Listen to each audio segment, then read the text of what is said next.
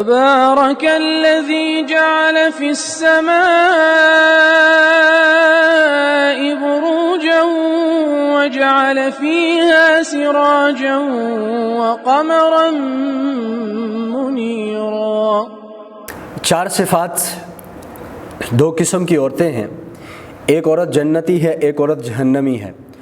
جنتی عورت کی بھی چار صفات ہیں، جہنمی عورت کی بھی چار صفات ہیں۔ اگر جس عورت کے اندر یہ چار صفات جنتی پائی جا رہی ہیں، شکر ادا کرے، ان کے اندر جو ہے دوام اور مزید ان پر پختگی کی دعا کرے، اور جس عورت کے اندر اللہ نہ کرے یہ چار صفات پائی جا رہی ہیں وہ ان کو ختم کرنے کی کوشش محنت کرے۔ چار صفات جو جنتی عورت کے اندر ہے، نمبر ایک، پاک دامن عورت، اللہ اور شوہر کی اطاعت کرنے والی فرما بردار عورت جنتی ہے۔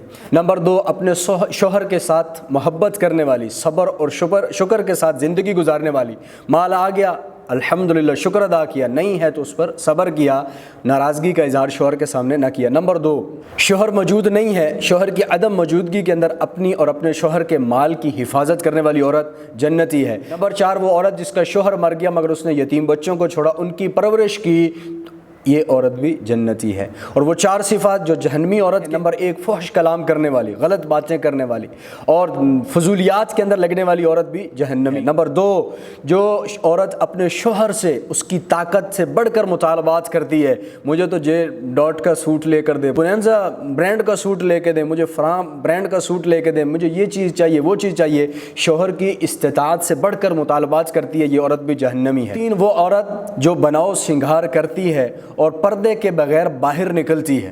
تو اللہ کے نبی نے ایک حدیث میں آتا ہے، فرمایا وہ عورت جو بناؤ سنگار کر کے خوشبوئیں لگا کر باہر نکلتی ہیں، اللہ کی طرف سے اس عورت پر لعنت کی جاتی ہے۔ تو بناؤ سنگار کر کے باہر نکلتی ہے، لوگوں کی نظروں کے اندر آتی ہے، یہ عورت بھی جہنمی۔ نمبر چار، وہ عورت جس کو کھانے پینے سونے کے علاوہ کوئی کام نہیں ہے، نہ کوئی نماز نہ کوئی اور نیکی کا عمل سوائے کھانے کے پینے کے سونے کے، یہ عورت بھی جہنمی ہے۔